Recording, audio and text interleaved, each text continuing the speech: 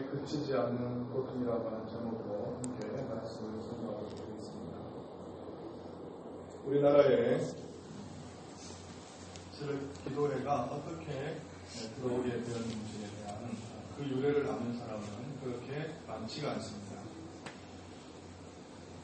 길선주 당시 이 전도사님과 장로 한 분에 의해서 새벽 기도라고 하는 것이 우리나라에서 시작하게 되었는데, 처음에는 아무런 광고도 하지 않았음에도 불구하고 400명이 넘는 사람들이 자발적으로 나와 새벽에 기도하였다고 합니다.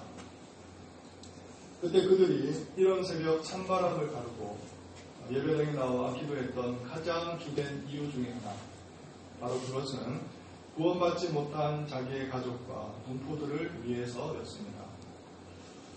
새벽 기도회는 여러분 잘 아시는 대로 전 세계에 있어서 유래를 찾아보기 힘들 정도로 한국 교회만 가지고 있는 전통이 되겠습니다. 그런데 그 시초가 가족 구원 때문에 모인 것이라니 놀랍지 않을 수가 없습니다. 저는 요즘도 새벽 기도에 나오시는 분들의 가장 높은 기도의 비율을 들자면 아마도 믿지 않는 가족과 보육지친을 위한 기도가 아닐까 생각합니다. 저도 부교역자로서 몇몇 교회들을 섬겨보았습니다만 새벽마다 어딜 가도 만나볼 수 있는 것은 믿지 않는 남편, 주님의 품을 떠난 자녀들, 주님을 알지 못하는 보육지친을 위해서 기도하는 분들을 어디 가도 만나볼 수가 있습니다. 그만큼 믿지 않는 불신가족은 주님의 은혜를 먼저 체험한 우리 성도들에게 있어서는 영원히 벗겨지지 않는 마음의 짐이요, 그치지 않는 마음의 고통이 됩니다. 이런 의미에서 오늘은 가족 구원에 대해서 함께 말씀을 나누도록 하겠습니다. 이 부분은요, 말처럼 그렇게 쉬운 것이 아닙니다. 수학 공식처럼 딱딱 정해진 해답이 있으면 좋겠는데 그렇지 않습니다. 그렇기 때문에 나만 잘한다고 해서 또 될 일도 아닙니다. 가족 구원은 힘들고 지난한 일이며 심지어는 이 땅에서 하는 일 중에, 사람들이 하는 일 중에 가장 힘든 일이요, 가장 인내가 필요한 일인지도 모르겠습니다. 저 또한 마찬가지입니다. 저에게도 직계가족은 아니지만 사랑하는 사촌들 중에 아직도 거듭나지 못해서 헤매고 방황하는 그런 저희 형제들이 많습니다. 2 더하기 2는 4, 이렇게 답이 딱 나오면 좋겠는데 남들에게 대입했던 대로 이런저런 것들을 사촌분에게 딱 대입을 하면 답이 나와야 되는데 그렇게 뾰족하게 답이 나오지 않습니다. 그래서 오늘의 말씀은 누구를 책망하거나 추궁하는 차원에서 그렇게 말씀을 드리는 것은 아니고요, 서로 함께 고민하고 함께 격려하고 위로하면서 힘을 주고 또 용기를 주면서 함께 방도를 찾아가자 하는 의미에서 오늘 이 시간을 보냈으면 합니다. 실제 제가 섬겼던 교회의 권사님 가운데 한 분의 이야기입니다. 칠순이 넘으신 권사님이셨는데 이 권사님에게 가장 골칫거리가 누군가 아니, 이 권사님을 가장 괴롭히는 분이 누군가 아니, 당신의 남편입니다. 영감님이에요. 세상 사람들 같으면, 아니 오늘날 젊은이들 같으면 짐을 싸고 서로 갈라서도 10개 번을 갈랐을 것 같습니다. 원수도 이런 원수가 없습니다. 시집을 와서 예수 믿는다는 이유로, 교회 다닌다는 이유만으로, 성경책을 들고 다닌다는 이유만으로 핍박도 그런 핍박이 없습니다. 주일이 되면 교회 가지 못하게 하기 위해서 아예 방에다가 가두어 버립니다. 그리고 자물쇠로 방문을 잠궈 버립니다. 그래도 교회 갔다 오잖아요. 그러면 동네가 시끄럽게 죽인다고 달려 쫓아옵니다. 권사님은 여기저기 자기 생명 부지를 위해서 벽집단에도 한번 숨어보고 뒷간에도 숨어보고 여기저기 숨어 다닙니다. 딱 마주치게 되면 그때부터 몽둥이 찜질입니다. 이런 일이 한두 번이 아닙니다. 심지어는 제가 들은 지가 꽤 오래된 이야기라 제가 기억하지 못하지만 9억 칼로로 위협을 받았고요. 심지어는 칼자국도 몸에 있습니다. 이런 정도로 핍박과 그리고 능력들을 받았습니다. 자, 이런 인생도 있구나. 그리스도 때문에 능력을 받고 핍박을 받는 일이 선교제에만 있고 그 옛날 초대교회만 있었던 일인 것처럼 알았는데 오늘날에도 이런 핍박들을 받는 사람들이 있구나 하는 생각을 하면서 그 권사님을 바라볼 때 정말 대단한 분이다 그런 생각을 하게 되었습니다. 그런데 놀라운 것은 뭐냐 하면 그분이 그 교회의 전도왕이었다고 합니다. 더 놀라운 사실은 70이 넘었는데도 그 영감님으로부터 매질을 받고 지금도 살아가고 있습니다. 더더욱 놀라운 것은요. 그럼에도 불구하고 그분이 새벽마다 기도하는 제목이 무엇인가 아니에요. 아직도 절부진 남편을 위해서 그가 주님을 만나게 되기 위해서 하나님을 영접하기 위해서 정말 이 죄의 구렁텅이 속에서 건져짐 받을 수 있도록 끊임없이 기도하는 것이 그분의 일상입니다. 그렇습니다. 이처럼 가족 구원이라고 하는 것은 말처럼 쉽지 않습니다. 힘든 일입니다. 전도왕이어도 안 됩니다. 우리의 능으로도 우리의 힘으로도 되지 않는 것이 가족 구원입니다. 어느 목사님께서 이런 말씀을 하셨습니다. 가정은 인생의 항해를 떠난 항해자들이 온갖 풍파를 헤치며 살다가 언제든 찾아가서 편히 쉴 수 있는 보금자리이자 육체와 영혼의 피난처입니다. 그러나 한 사람이 믿지 않는 가정에서 태어나 신앙을 가지게 되면 그 가정은 그에게 영혼의 피난처가 아니라 치열한 선교 현장이자 엄격하게 신앙을 시험받는 장소가 됩니다. 저도 전적으로 동의를 하는 바인데요. 그렇습니다. 영혼의 안식처가 되고 영혼의 피난처가 되어야 할 가정이 오히려 치열한 영적인 전투의 현장이 되어주고 릴렉스, 그야말로 신과 휴식과 안식을 누려야 할 가정이 도리어 긴장하고 신경쓰고 부대끼고 부딪히고 언쟁을 벌여야 하는 것이 된다면 그 얼마나 고달프고 불행한 인생이 되겠습니까? 제가 아는 여집사님이 계신데 그분이 꼭 그렇습니다. 오늘 제가 사례를 많이 좀 드려야 할 것 같습니다. 교회 안에 이런 분들이 많기 때문에 그렇습니다. 시집을 가셨는데 기독교 집안에 시집을 가셨습니다. 그런데 남편은 교회를 다니지 않습니다. 교회를 다니고 신앙을 갖는 조건으로 교제를 하고 결혼을 합니다. 그런데 말이 쉽지 그렇게 말대로 되지 않거든요. 교회를 다니고 10년을 다니고 20년을 다니고 평생을 다녔는데도 신앙이 깊어지지 않고 진보가 없습니다. 신앙이 나아지질 않습니다. 말하거나 생각하거나 행동하는 것이 불신자와 별반 다르지 않아요. 그러다 보니까 매사 만사 모든 일들의 부딪힘의 연속입니다. 짜그락거리고 떼그락거리고 큰 싸움은 아닌데 늘 떨그락거리는 것이 하루의 일상이었습니다. 그럭저럭 그렇게 언 30년을 같이 살아갑니다. 그동안에 이 여집사님은 병이란 병은 다 짊어지고 다닙니다. 신경쇠약에 신경성 위장병에 살은 바짝바짝 말라오고 뼈다귀만 앙상합니다. 무기력증에 우울증에 약봉지를 갈고 다닙니다. 자식들은 번듯한 직장에 시집장가 다 보내고 손자손녀까지 봤음에도 불구하고 인생에 낙이 없어요. 행복을 모릅니다. 왜 살아야 하는지 인생의 의미와 목적을 잃어버린 지 오래입니다. 완전히 무기력장에 빠져서 맥을 못 주고 살아갑니다.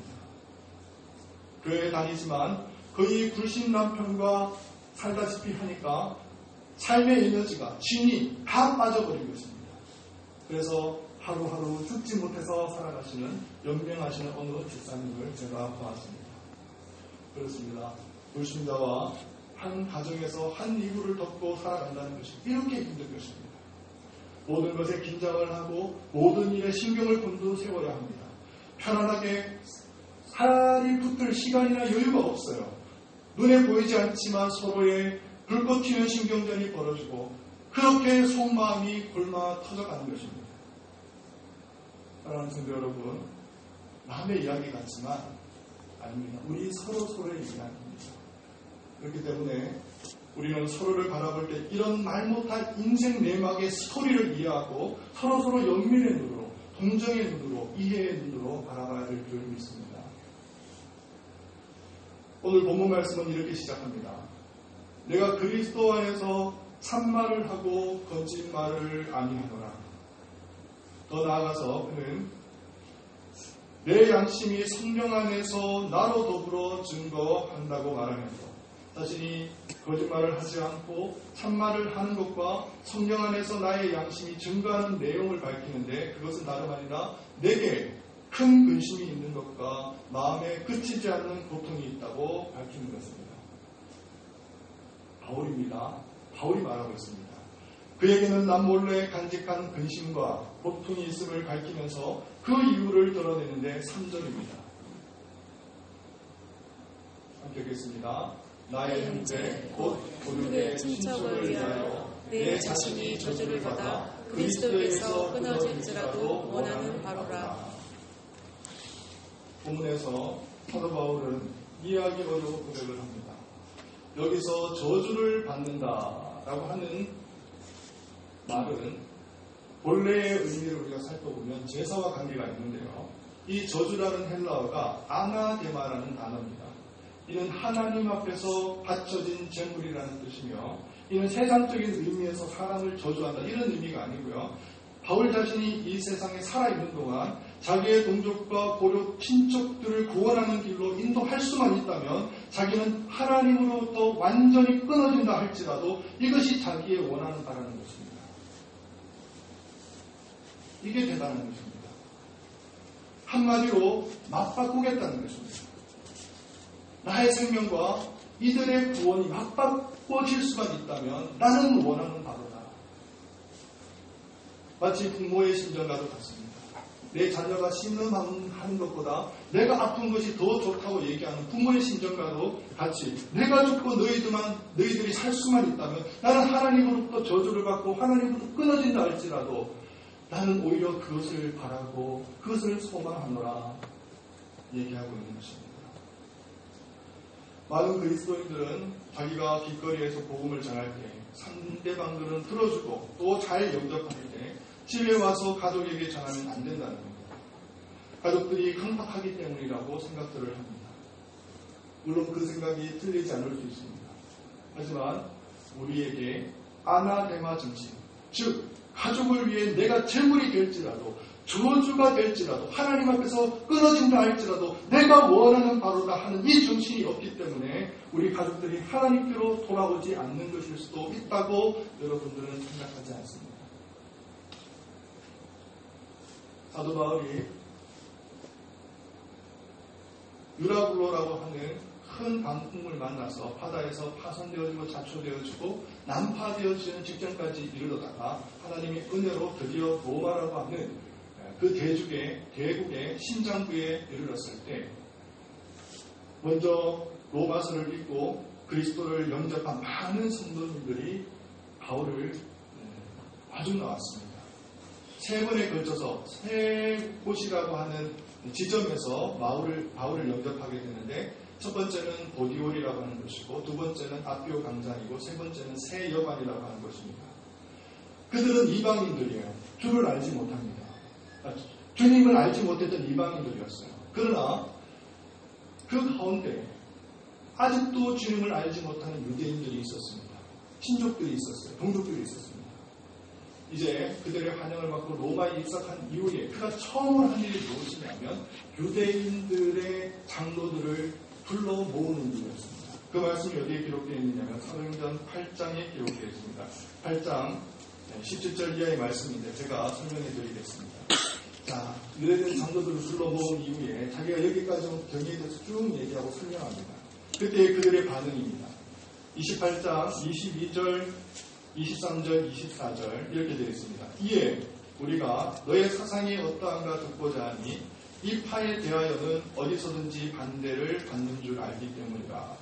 그들이 날짜를 정하고 그가 유숙하는 집에 많이 오니 바울이 아침부터 저녁까지 강론하여 하나님의 나라를 증언하고 모세의 율법과 선지자의 말을 가지고 예수에 대하여 전하다. 24절 말씀. 그 말을 믿는 사람도 있고 믿지 아니하는 사람도 있어. 바울은요, 하나님 앞에 부르심을 받을 때 이방인의 사도로 부름을 받았습니다. 그래서 가는 곳곳마다 주의 복음을 증가할 때 주님을 알지 못했던 이방인들에게 복음을 전했는데, 그럼에도 불구하고 상시 그가 망각하지 않고 잊지 않았던 것은 자기의 동족이었습니다. 자기의 친족이었습니다. 그들이 예수 그리스도를 믿을 수만 있다면, 자기는 하나님 앞에서 제물로 사라진다 할지라도 나는 그것이 원하는 바라고 간절한 소망을 그는 갖고 있었던 것입니다. 사도 바울은 그리스도 예수 안에서 참된 사랑을 뼛속 깊이 체험한 사람입니다. 그는 그 무엇보다도 끊을 수 없는 하나님의 사랑을 경험하였습니다. 그는 예수 그리스도를 만났고 비로소 하나님의 사랑이 어떻게 그리스도 예수 안에서 흘러넘치는지를 분명히 알고 있었고 분명히 체험했던 사람입니다. 하지만 안타깝게도 바울의 동족들은 이렇게도 너그러우시고 좋으신 예수 그리스도의 사랑을 여전히 깨닫지 못하고 만나지 못했습니다. 백주대낮에 그 세상에 모든 사람들이 알지 못하는 외딴 곳에 예수 그리스도가 나타난 것도 아니고, 그들이 볼 수 있도록, 눈으로 확인할 수 있도록 유대 지역 가운데, 예루살렘 가운데 나타나셨음에도 불구하고 그들은 예수 그리스도를 만나지 못했습니다. 이것이 너무나 안타깝고, 이것이 그에게는 큰 근심이고, 이것이 그에게는 마음에 그치지 않는 고통이 되었기 때문에 그들이 예수 그리스도를 만날 수 있다면 내 생명을 바꾸어서라도 그들이 주님께로 돌아오기를 그는 간절히 원했던 것입니다. 사도 바울은 다른 서신서에서 누구든지 자기 친족, 특히 자기 가족을 돌아보지 아니하면 믿음을 배반한 자요 불신자보다 더 악한 자니라 라고 말하고 있습니다. 무슨 말인고 하니, 누구든지 자기 친족, 특히 자기 가족들을 돌아보지 아니하면, 돌보지 아니하면, 우리가 돌아볼 것들이 얼마나 많습니까? 경제적인 것도 돌아볼 수 있고요, 먹고 마시는 것, 입는 것들, 배우는 것들에 대해서 돌아볼 수도 있고요. 그렇지만 가장 기초적이고 가장 중요한 돌아보면 다름 아니라 영적 돌봄, 이런 기본 중에 기본도 행하지 아니하면 믿음을 배반한 자요, 믿음이 없는 자라는 것입니다. 불신자보다 더 악한 자입니다. 이런 나쁜 사람이 없다는 거예요. 세상에 이런 파렴치한 사람이 없다는 것입니다. 사랑하는 성도들은 물론 가족을 돌아보는 일은 결코 쉬운 일이 아닙니다. 그러나 어렵다는 것이 이 일을 등한히 한 성도들의 면책 사유가 될 수는 없습니다. 육신의 가족들에게 무관심한 채 만약 자기 신앙에만 만족해하며 행복해한다면 그건 잘못된 것입니다. 이 일은 아무리 힘들고 어려워도 반드시 이루어내야만 하는 신자의 마땅한 의무라고 바울은 말하고 있는 것입니다.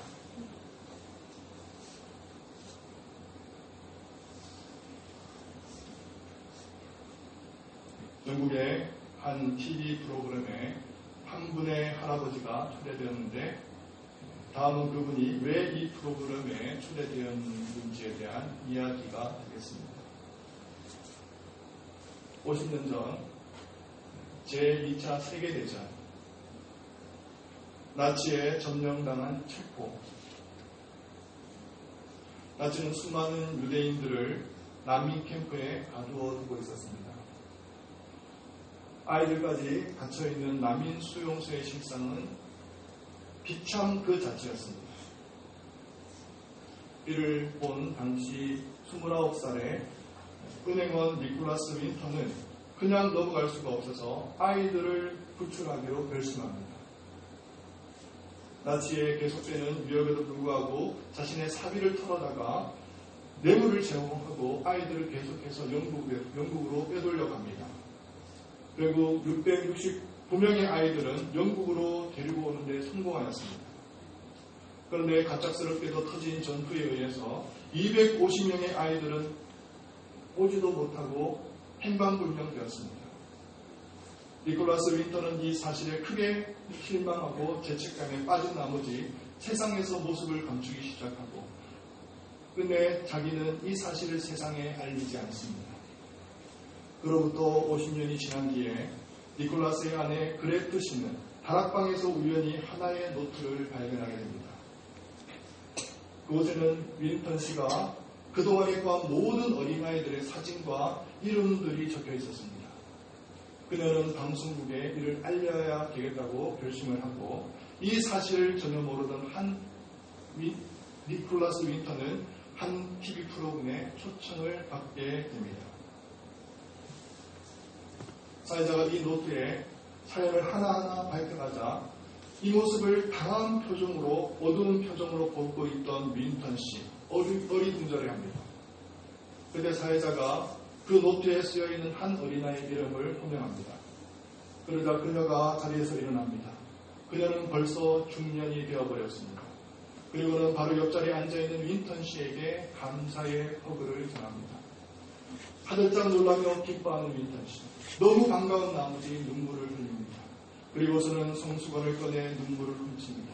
이 모습을 바라보고 있던 방청객들은 여러와 같이 자신의 일처럼 박수와 발치를 아끼지 않습니다.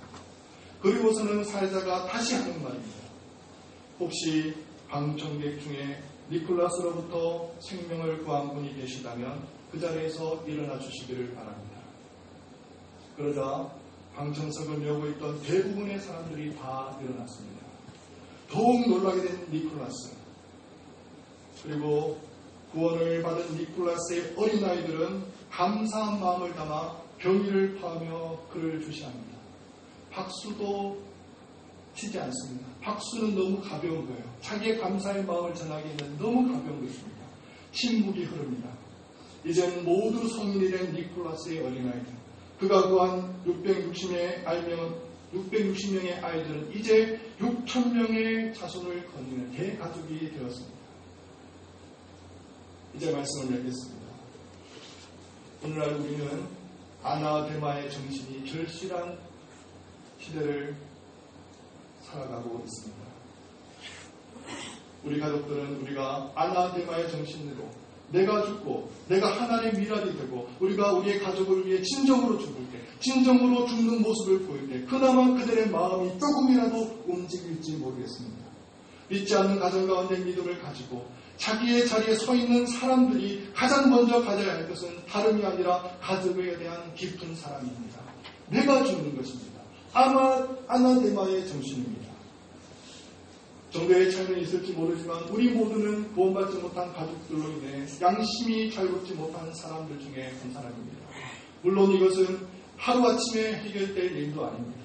하지만 하염없이 세월을 보내며 때가 되면 하나님께서 이루겠지 막연하게 기다리는 것은 결국 우리의 직무 태망이요 직무 유기에 가깝습니다. 우리는 아나데마의 정신으로 이들을 위해서 기도하고 이들을 위해서 깊이 사랑하고 그들의 죄로 인해 슬퍼하고 나의 마음이 큰 근심과 마음에 끝이지 않는 고통이라고 우리도 고백하면서 지금이라 당장 입을 열어서 그들에게 복음을 전해야 될 줄 믿습니다. 사도 바울이 로마에 이르렀을 때 이름도 몰랐던 제자들이 그들을 찾아왔습니다. 일명식도 하지 못했던 그들이 바울을 만나기 위해서 근 70km나 되는 그 먼 길을 마다하지 않고 마중 나왔습니다. 우리가 천성에 이르렀을 때 우리를 마중 나올 수 있는 사람들이 있기를 원합니다. 내가 복음을 전하고 내가 의식하는 의식을 하지 않는 직접적이든 간접적이든 내가 섬겼기 때문에 내 교회가 나의 성김으로 건강했기 때문에 나의 교회를 통해서 구원 얻고 거듭난 영혼들이 회심한 영혼들이 많아졌을 때 그것이 감사해서 너무나 나를 보고 싶어서 기다리는 천국 백성들이 있기를 원합니다. 우리 가족 중에도 나의 복음 전도와 나의 희생과 나의 성김을 인해서 나에게 감사할 수 있는 사람이 있다면 이보다 기쁘고 영광스러운 일이 어디에 있겠습니까? 아나데마의 정신으로 주의 복음을 증거할 수 있는 저와 여러분 되시기를 바랍니다.